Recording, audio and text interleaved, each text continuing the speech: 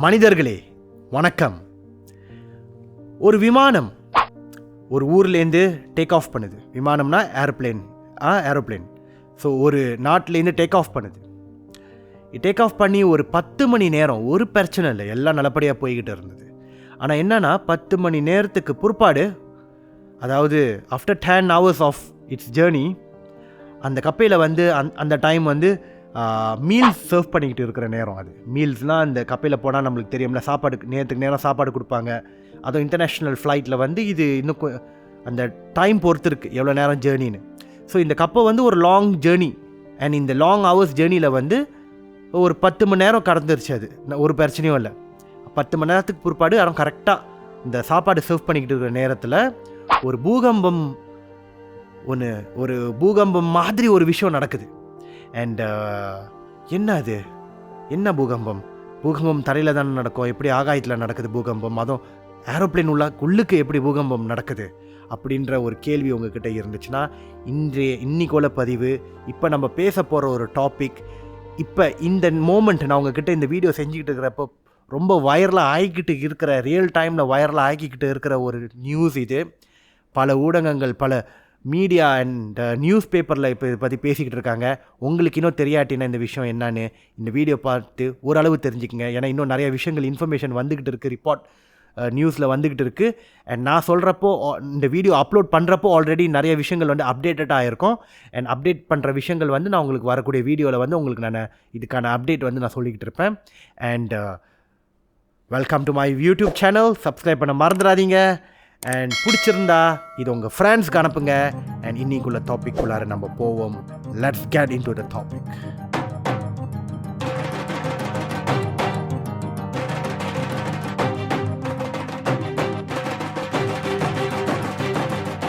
$211 211 passengers and 18 crew மெம்பர்ஸை carry பண்ணிக்கிட்டு இருக்கிற இந்த ஒரு ஏர்ப்ளேன்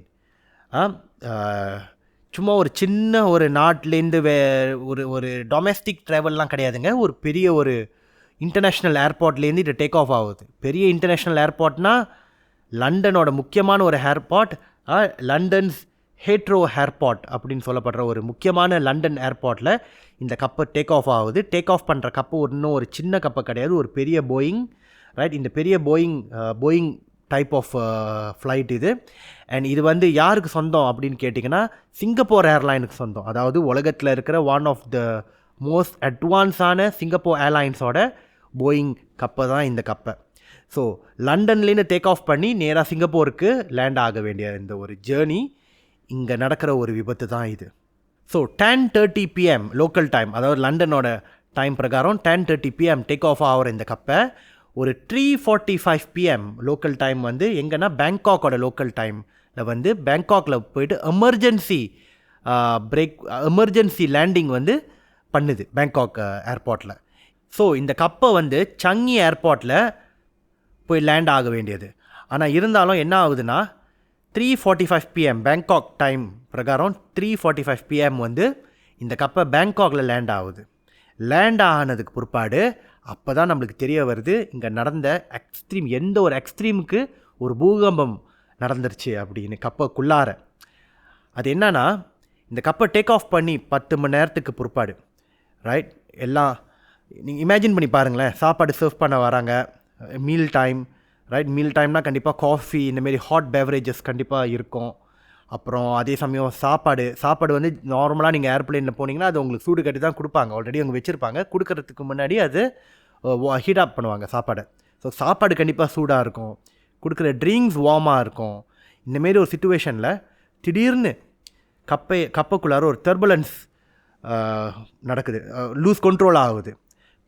நார்மலாக வந்து இது நடக்கும் கப்பையில், எஸ்பெஷலி நம்ம இந்த ஹை ஆல்டிடியூட்டில் ட்ராவல் பண்ணுறப்போ, நீங்களே ஏர்ப்ளேன் போனவங்களுக்கு கண்டிப்பாக உங்களுக்கு தெரியும், ஓரளவுக்கு அந்த கப்பை வந்து கொஞ்சம் ஷேக்கியாக இருக்கும்.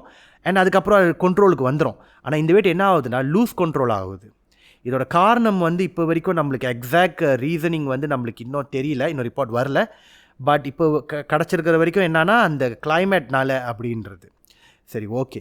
ஸோ என்ன ஆகுதுன்னா, இந்த டார்க் க்ளவுட்ஸை வந்து பெனட்ரேட் பண்ணி ஃப்ளைட் போக்குள்ளார இந்தமாரி டர்புலன்ஸ் நடக்க வாய்ப்பு உண்டு. ஆனால் இது கொஞ்சம் எக்ஸ்ட்ரீம் ஆயிடுச்சு.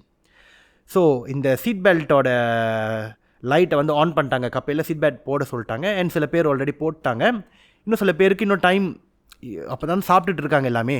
ஸோ கொஞ்சம் கொஞ்சமாக அதை க்ளீன் பண்ணிக்கிட்டு இருக்கிற நேரத்தில் ஒரு 90 செகண்ட்ஸ் ஆஃப் ஹாரர் நடக்குது.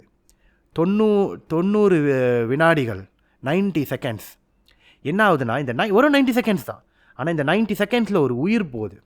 இந்த 90 செகண்ட்ஸில் 71 பேர் இன்ஜர்ட் ஆகுறாங்க. அந்த கப்பையில் போய்கிட்டு இருக்கிற ஒரு பேசஞ்சர் சொல்லியிருக்காரு இன்டர்வியூ பண்ணுறப்போ லேட்டர் ஆன். அவர் பிஸ்னஸ் கிளாஸில் வந்து சிங்கப்பூரில் வந்து லேண்ட் ஆகிட்டு நியூசிலாண்டுக்கு போக வேண்டிய ஒரு பேசஞ்சர். அவர் உட்காந்துட்டு இருக்கிறாரு, அந்த அவர் பக்கத்தில் ஒருத்தர் காஃபி குடிச்சிட்டு இருக்காரு.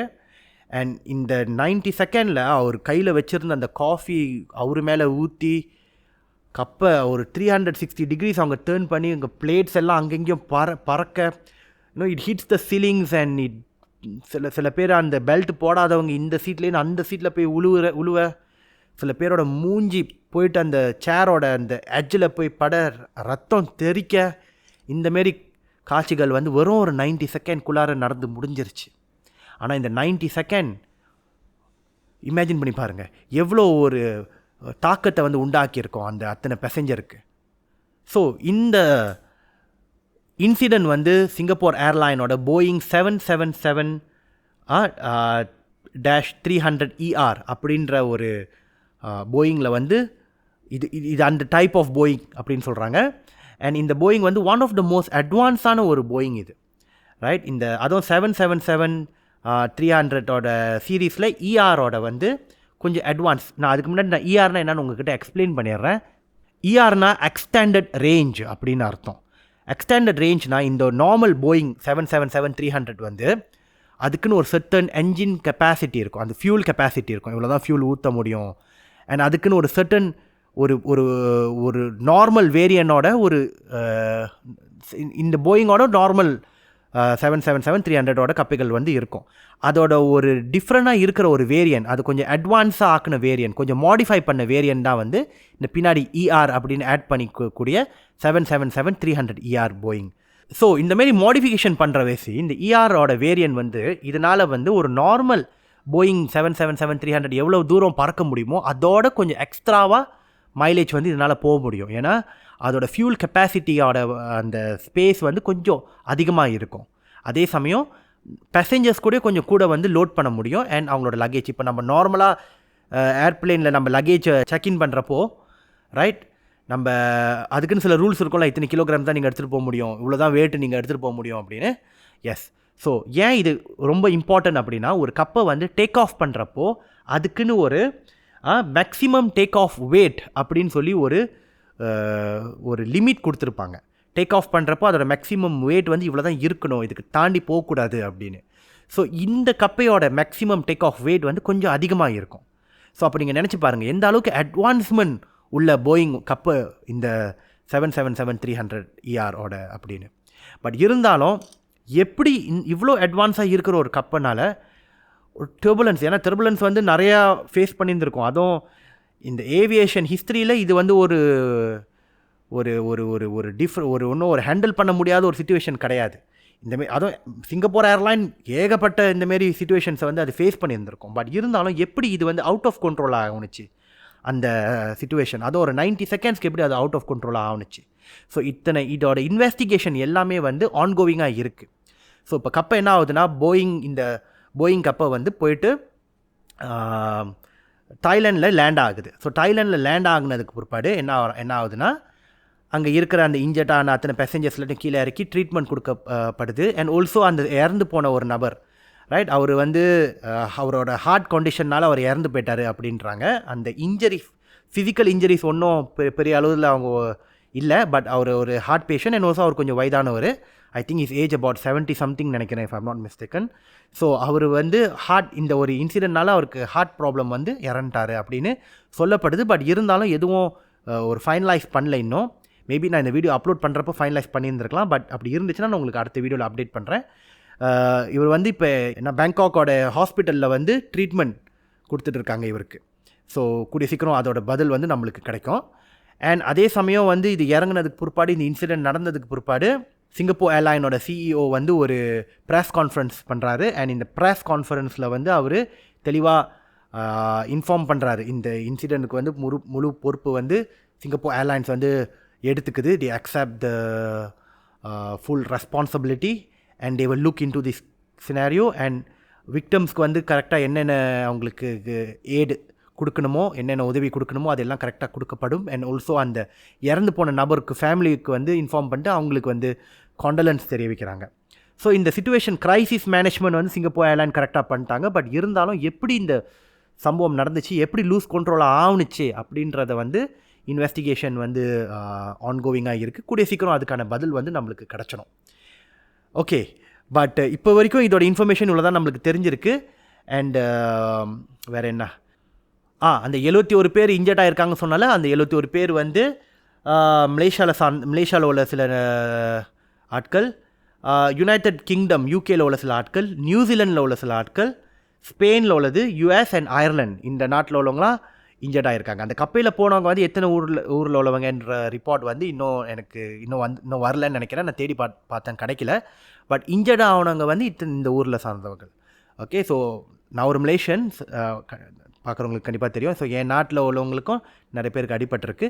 இந்தியாவில் உள்ளவங்களுக்கு வந்து யாருக்கும் இங்கே அடிப்படலைன்னு நினைக்கிறேன். ஏன்னா ரிப்போர்ட்டில் வந்து இந்தியா மென்ஷன் பண்ணப்படலை. ஸோ அது வரைக்கும் நல்லது. பட் இருந்தாலும் இங்கே ஒரு விஷயத்தை நான் உங்ககிட்ட ஷேர் பண்ண விரும்புகிறேன். இப்போ நம்ம இருக்கிற இந்த உலகத்தில் வந்து நம்ம ட்ராவல் பண்ணாமல் இருக்க முடியாது ஃபார் மெனி ரீசன். வெக்கேஷன்ஸ் ஒரு பக்கம் போக, பிஸ்னஸ் பர்பஸஸ், மெடிக்கல் பர்பஸஸ், இந்தமாரி நிறைய ரீசன்ஸ்க்காக நம்ம வந்து வேறு நாட்டுக்கு போக வேண்டிய சூழ்நிலை நிறைய நேரத்தில் நம்மளுக்கு வந்து வரோம். அண்ட் நம்மனால இப்போ வரைக்கும் நம்மக்கிட்ட இருக்கிற the best transportation for கோவிங் to a different country எதுன்னு கேட்டிங்கன்னா வேறு நாட்டுக்கு போகிறதுக்கு ஏரோப்ளேன் மட்டும்தான். தண்ணி கப்பையில் போகிறது இட்ஸ் இம்பாசிபிள் அண்ட் ரொம்ப நாள் எடுக்கும். இருக்கான்னு கூட எனக்கு தெரில. இந்தமாரி மேபி சில நாட்கள் சில ஊருக்கு போகிறதுக்கு இருக்குதுன்னு நினைக்கிறேன். பட் ஜென்ரலாக இந்தமாரி ஒரு மேக்ஸிமம் லெவலில் இன்டர்நேஷ்னல் டூரிஸ்ட் வந்து போகிறது எல்லாம் ஏரோப்ளேன் மூலயமா தான்.